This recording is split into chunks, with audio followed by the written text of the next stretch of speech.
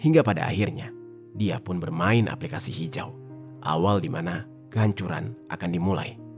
Halo Sobat Pena, apa kabar hari ini? Assalamualaikum warahmatullahi wabarakatuh. Hari ini, kita akan kembali membahas kejadian-kejadian mengerikan, kisah nyata yang terjadi di muka bumi ini.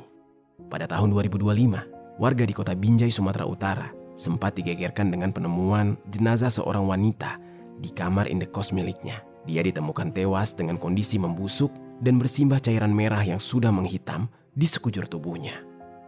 Setelah diselidiki, wanita tersebut merupakan korban penganiayaan oleh pemuda yang baru saja dia kenal dari aplikasi hijau. Pelaku merasa sakit hati dan sempat menganiaya korban, hingga korban akhirnya tewas seusai pelaku dikatakan miskin oleh korban.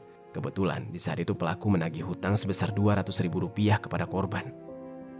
Bagaimana cerita selengkapnya dari kasus yang satu ini? Langsung saja kita bahas di Kata Pena.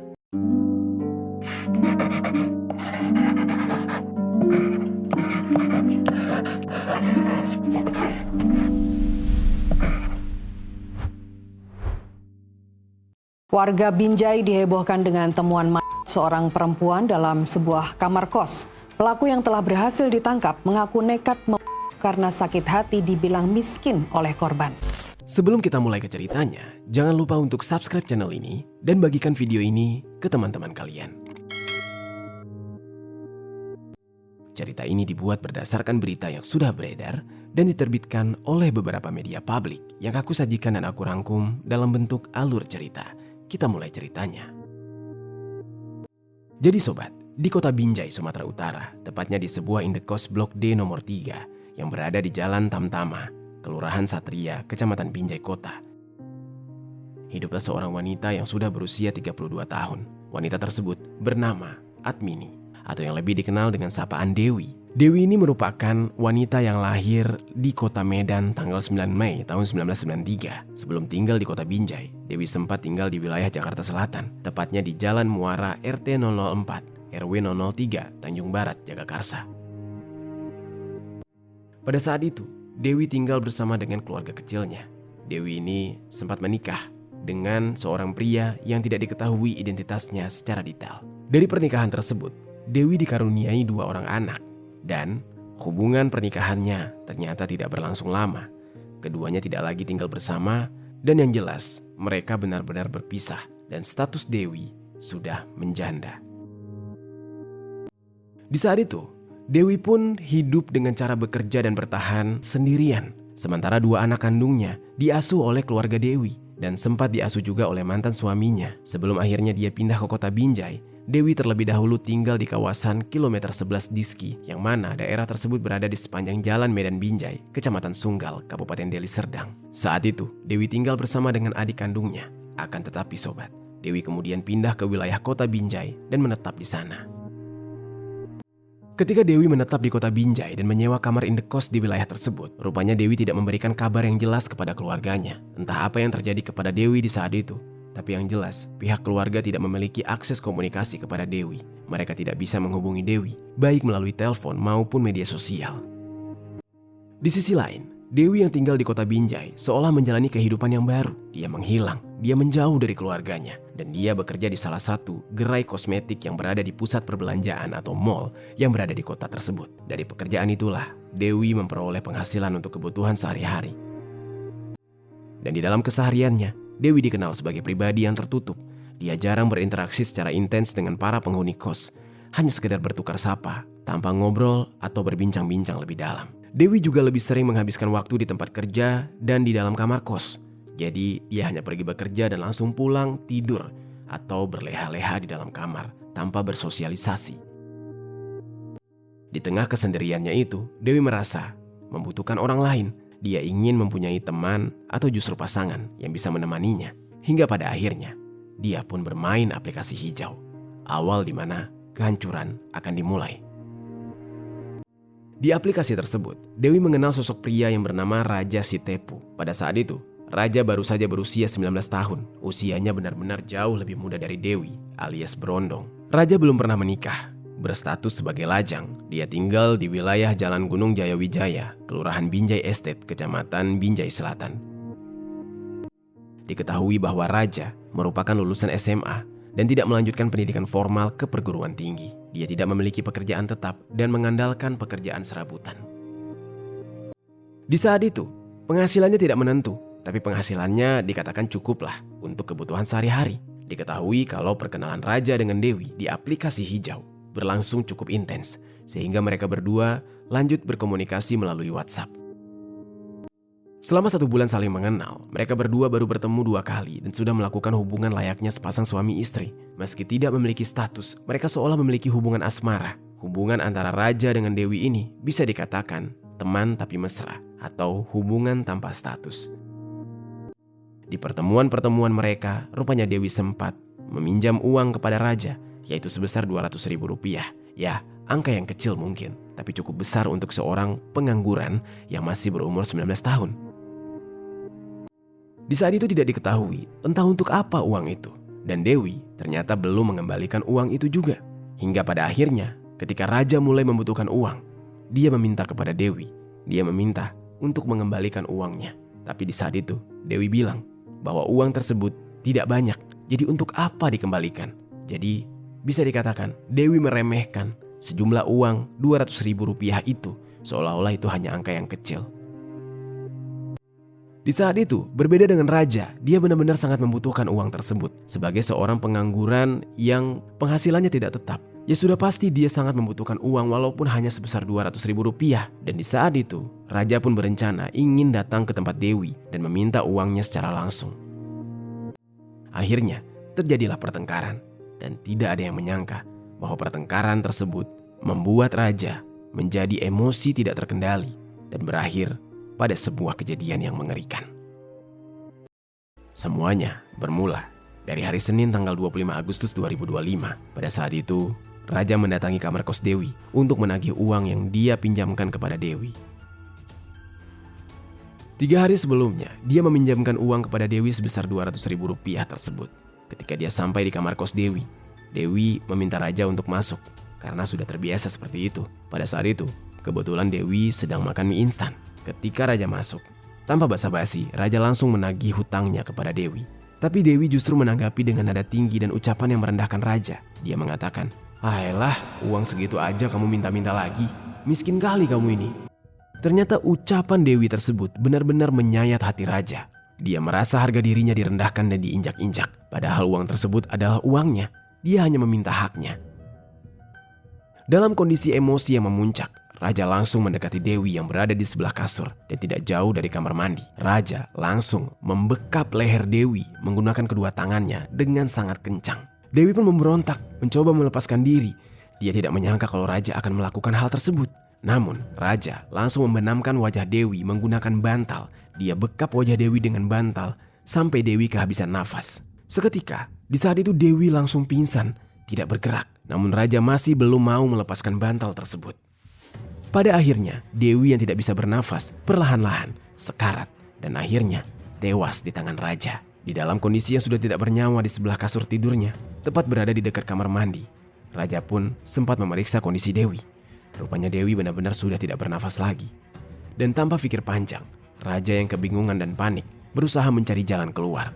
Dia seolah tidak peduli dengan Dewi yang sudah tidak bernyawa. Raja di saat itu justru mengambil handphone milik Dewi dan mengambil uang tunai milik Dewi. Lalu Raja meninggalkan kamar kos itu, mengunci pintu kamar dari luar dan pergi menggunakan ojek online.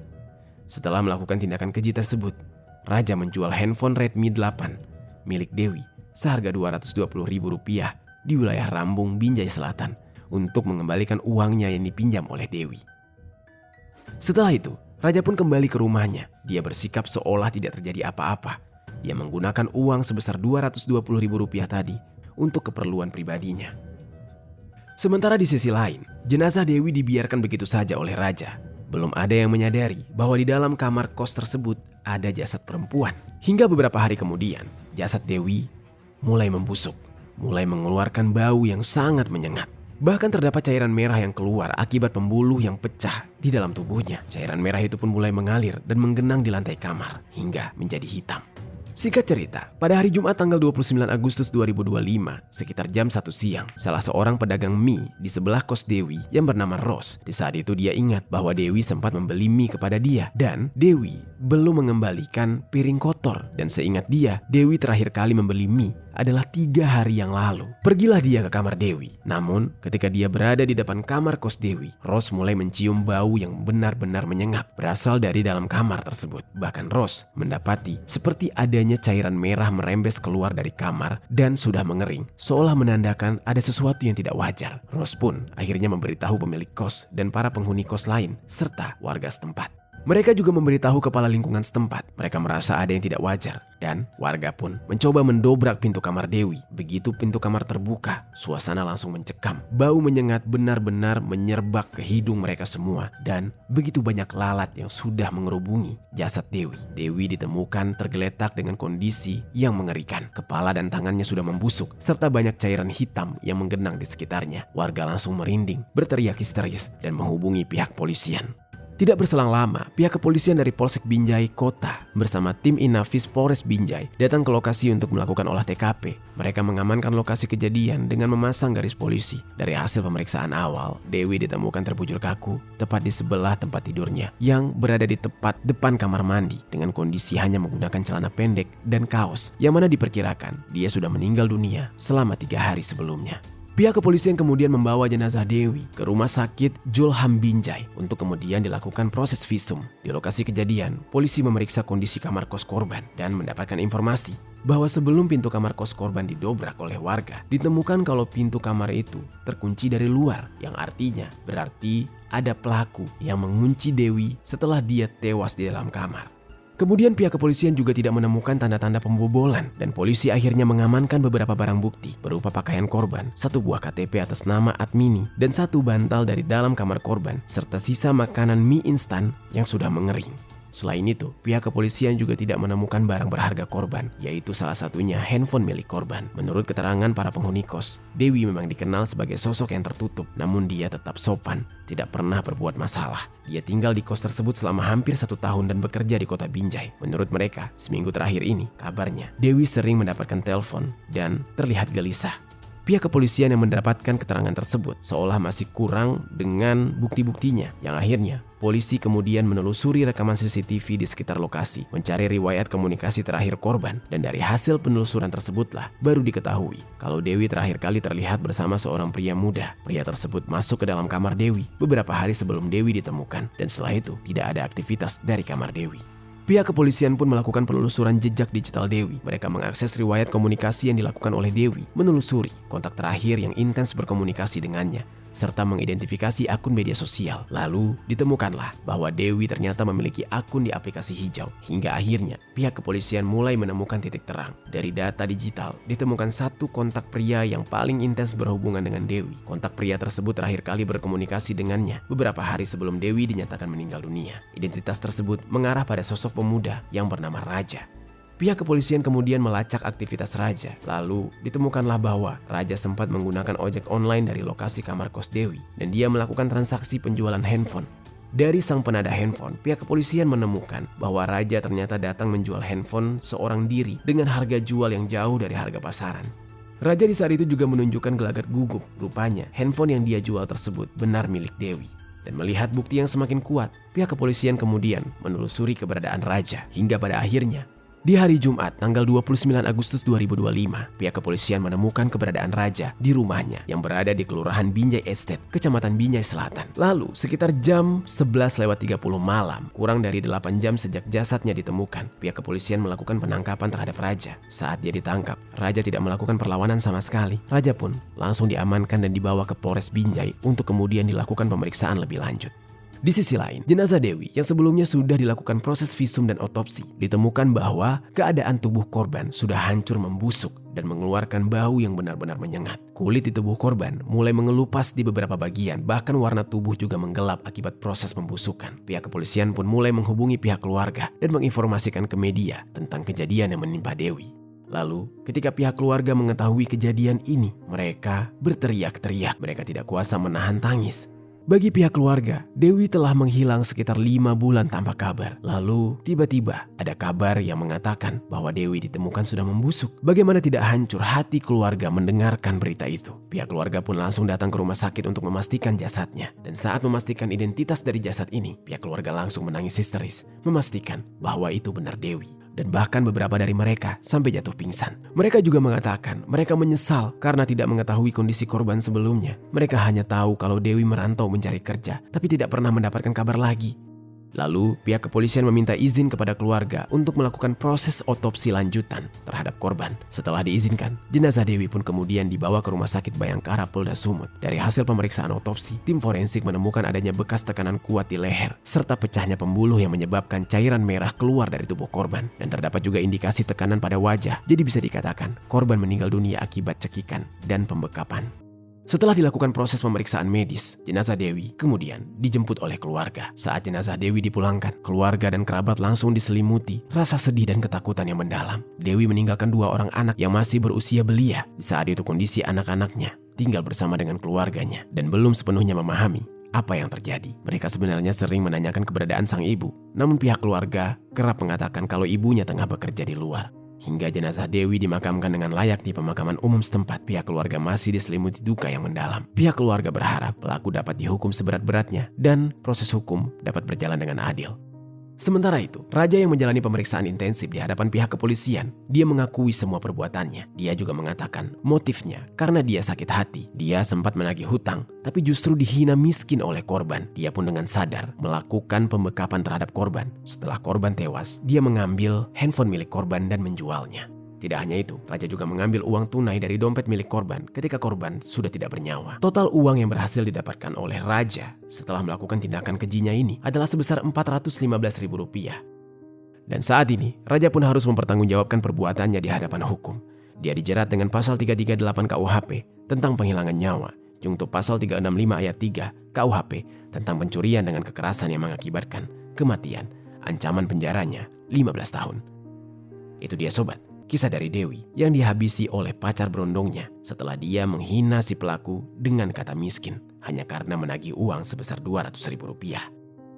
Apa pelajaran yang bisa kita ambil dari kisah ini?